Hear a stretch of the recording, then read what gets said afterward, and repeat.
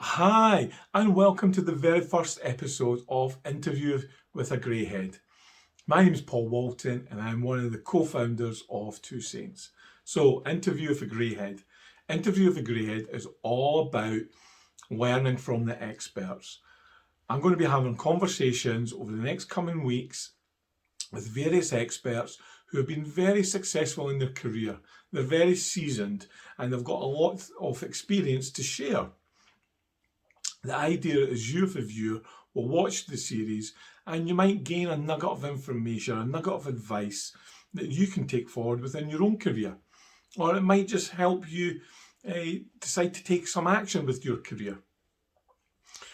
For the very first episode, I'm going to be having a conversation with Iain Maclean. Iain and I worked together a few years ago, and since then we became really great friends. Iain is an acclaimed business leader who has operated across 4 continents and 5 industry verticals during his 44-year career. He started as a pilot in the RAF before running his own multi-million pound retail business. He then went back to university to specialise in artificial intelligence, and almost nobody had heard of that term, before beginning his third career, transforming blue chip companies such as Nissan and British Airways, plus many more known worldwide brands. Now, Iain has 3 world firsts to his name, including solving a problem that's thought to be impossible, giving the second most efficient car factory in the world at extra 30% capacity. Others would be when Iain headed up the largest system migration in aviation history and developing the world's first commercially used real-time AI-based scheduling system.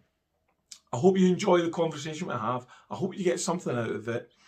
If you like what you see, you like what you hear, please like and share this. That would be great. Thanks now. I really hope you enjoy it. Cheers now. Bye. Hi, Iain. How are you? Thanks for joining me today. Good afternoon, Paul. I'm very well. How are you? Not bad, not bad. Now, remind me, where are you? You're Saudi Arabia, right? It's Saudi, not Dubai. Arabia. Saudi Arabia, yeah, exactly. In Jeddah, to be precise. And I've been here for about 1.5 years, and it's great. Love it. And you love it, yeah. It was interesting in your blog on Saudi Arabia because I think so many people have misconceptions about Saudi Arabia, including myself. So it's interesting to read your stuff on it. So I'd recommend anyone out there to read Iain's blog on Saudi Arabia. His piece on LinkedIn.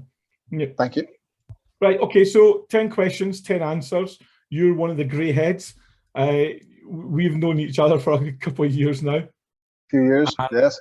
Your career, your life has been really interesting. In fact, quite a lot. I sort of look up to you, and it reminds me a lot of things that you've said, and we've a part of our discussions that we've had. So I think it's perfect for someone who's watching to actually learn something from yourself. Yeah. So 10 questions, 10 answers. Let's get into it. For some people, they plan their careers, so they go to uni, and the example I keep on using is doctor. So if you're going to become a doctor, you generally don't be quite flaky. You're very focused, and you go to uni for 7 or 8 years, I think it is, to become a doctor. And that's very planned, it's very structured, and they go and do that. For other people, they go to uni, they get a degree. I was speaking to a client, a sort of new client last week, and she done a degree in politics, and she's now a salesperson. So it's a completely different path than what they planned. But so some people do that, where they go to uni for the sake of it to get some sort of qualification, and then it doesn't necessarily plan, it doesn't necessarily go to plan what they wanted to do. What's your view on planning your career, and did you plan your career, or can you explain that? I think everyone plans a career. I heard recently that to make God laugh, tell him your plans. So I've met doctors, as you say, especially doctors and dentists who go through a ridiculous amount of training before they get to their vocation. And I've met plenty of people who've wanted to be dentists and doctors who've given up halfway through or changed course. So certainly my my path has been a very crooked path. I've made a number of false attempts, and it took a while. It took most of my 20s, I think, before I worked out what I was really interested in and what I found to be actually dull. So I think, and with my own children, I've tried very hard to allow them as much freedom as possible. In other words, sort of support them as they attempt various things in their teens and 20s, and then in each case they've decided, no, I want to do this, and off they go. But in each case, I think it takes time, and I think really there are very few people who decide what they're going to do on leaving school, and they're still doing what they said they were going to do 10 or 15 years later. Yeah. So taking your time and not actually feeling panic about it and feeling rushed about it. Certainly don't feel panicked. Taking your time, I think, just don't worry about the time. Keep trying different things, but rather than taking your time, just keep at it. Life's too short to wait. Yeah, fair enough. Okay, what's your view towards mentorship? Throughout your career, have you had a mentor? And what did you gain from that experience? And secondly, have you been a mentor? And again, what was your experiences of that? I think in both cases, mixed. I've had lots of mentors, some of them where we've actually said, you're my mentor and I'm your mentee. And sometimes that's been successful. And other times it's just when I look back, I realize that's what was going on there. That was a mentor-mentee relationship. And I think a large part of who I am now is down to those experiences. In terms of me being a mentor, again, you sometimes think, well, this person will be an ideal mentee, but it doesn't work out that way. The relationship just doesn't spark, and so they go off and find somebody else, and that's fine. But where you're able to establish a good relationship within that scope, I mean, I've got some people that I've worked with who've gone on to do really great things, and I'm very proud of them. So it's a parson's egg, good in places. So it's something you recommend, though, and absolutely. It sounds like you've sought mentors, so you've actively went out to look for that. Absolutely. Yeah. There we go. So throughout your professional life, what values have you lived by? And did you consciously and actively live by them? Or is it just something that's just naturally gone because it's instilled within you?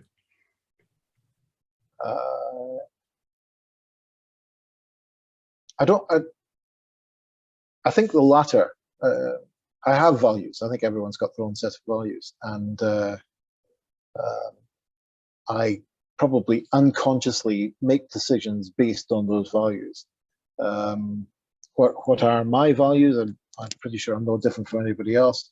I want to be treated. I treat people the way I want to be treated. I think that's very important. So there's something about fairness in there, and where people are under my care in one form or another, I like to make sure that I do care for them. I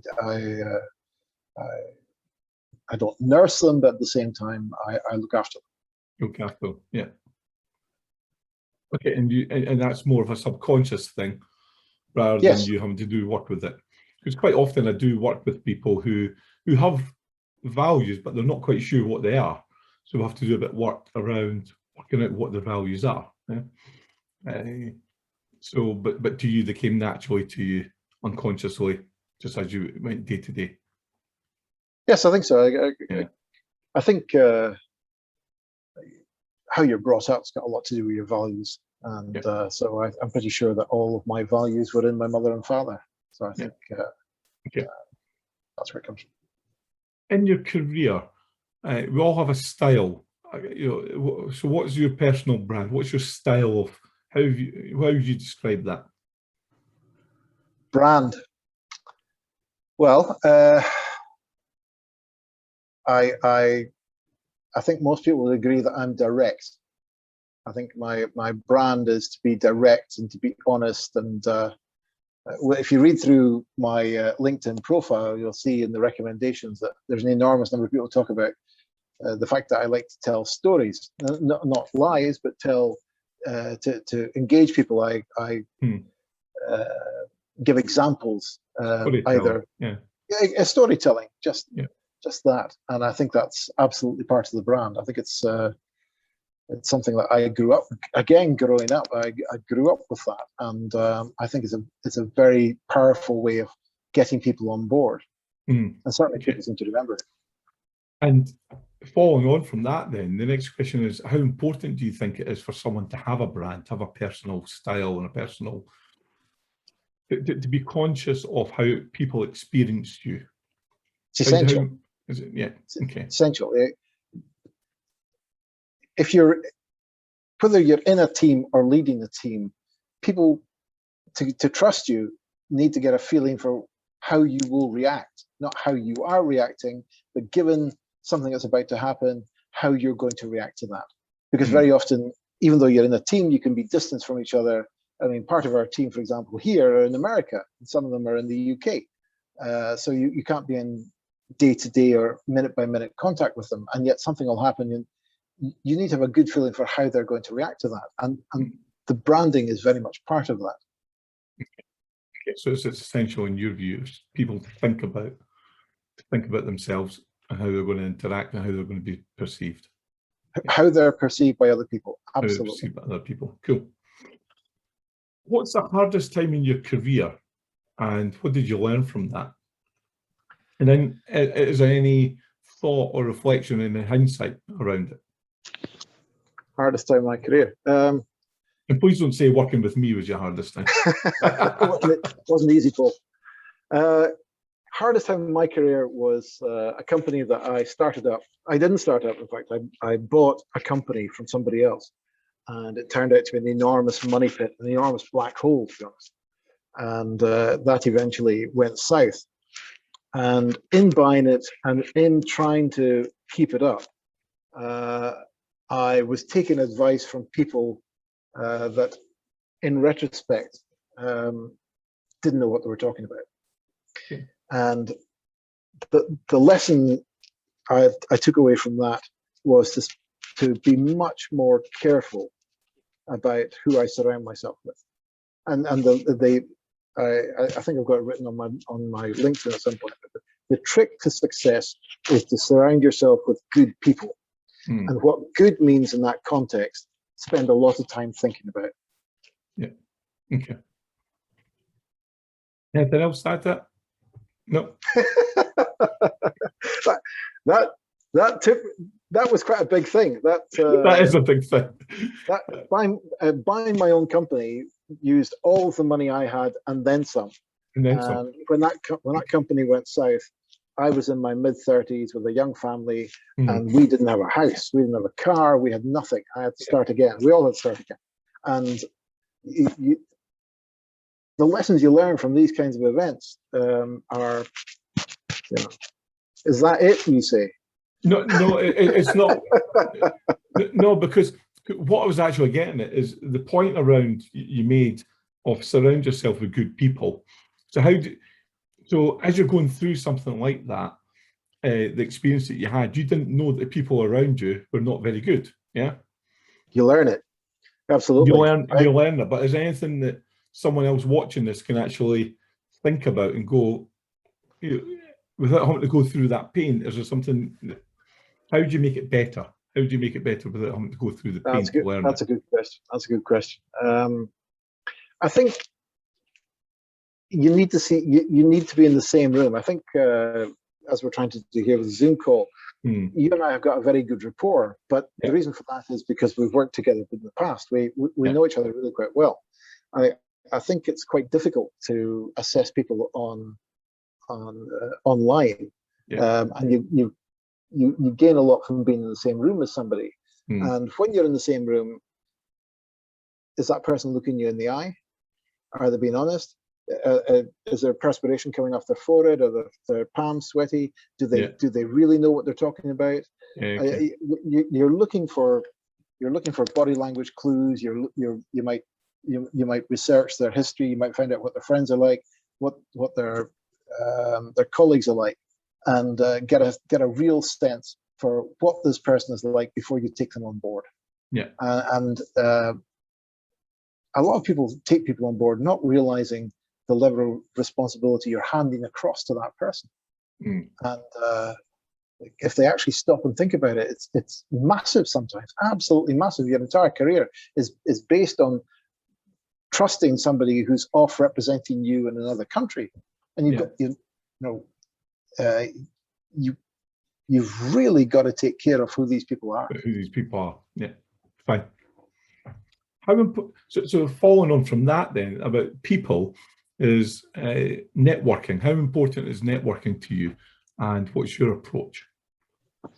Well, it's almost entirely LinkedIn for me. I was one of the first 100,000 on LinkedIn back in 2003. And I have been, and at that time, LinkedIn was set up so that there were degrees, so people were different degrees, and there still are different degrees away from you. But you couldn't, for example, if somebody was a second degree away from you, you then had to get one of your first degree contacts to introduce you to that second degree person, and so on up. And it really was about networking. These days, the platform is much more about getting your next job, and I don't know, some of the rubbish that you read on LinkedIn these days. And if I see another survey, I think I'll put my fist through the screen. But it's still a very, very powerful platform, and I've built up my LinkedIn connections very carefully. It comes back to being careful about people, and I've got hundreds and hundreds of not thousands, but hundreds and hundreds of people in my network, and I communicate with these people. I'm certainly on LinkedIn every day, and sometimes I'm communicating more than once a day with some of these people. Yeah, but it's very, very important. It's very, very important to you. Okay. How does someone keep progressing in their careers? How do they keep on moving forward? Now, moving forward to me is not necessarily going for promotion. It might just be because some people are quite happy doing a certain job, but they might want to take a wee bit extra responsibility, but it's not seen as a promotion. So it doesn't necessarily mean, being a team leader to a manager to a director or whatever. It's just be more responsibility at their continuing level. But how do people keep on progressing their career? What's your thoughts on that? Yeah, I think moving forward is interesting and should be examined more carefully. I think whatever you're doing, moving forward, treat it as climbing a mountain to whatever the peak is, whatever that, but forward to something. Yeah, I like that. Yeah. And when you're mountaineering, not that I do a lot of mountaineering, but when you are mountaineering, you don't always go straight up. Some of the time you've got to traverse across, and sometimes you might have to take a step down or two. You realize that actually to get round this boulder, you've got to go underneath it. I love that analogy. Yeah. So I think, see, that's my storytelling. But I think that moving forward, people only fail when they give up. And if you're having to step down, but you haven't lost sight of getting to the top of the mountain, you're just having to take a different route to get there. If that's still your goal, then you haven't failed. You haven't given up. It's the people that go, oh, this mountain's too high for me. I'm going to go back down to the bottom and do something else. That's when you're giving up. That's failure. And some people have to face that. Some people have to do that. But it really damages your soul every time you accept that you have failed at something. Yeah. So if your goal's out there, go and get it. Sometimes people, it's interesting, this one around stretched assignments.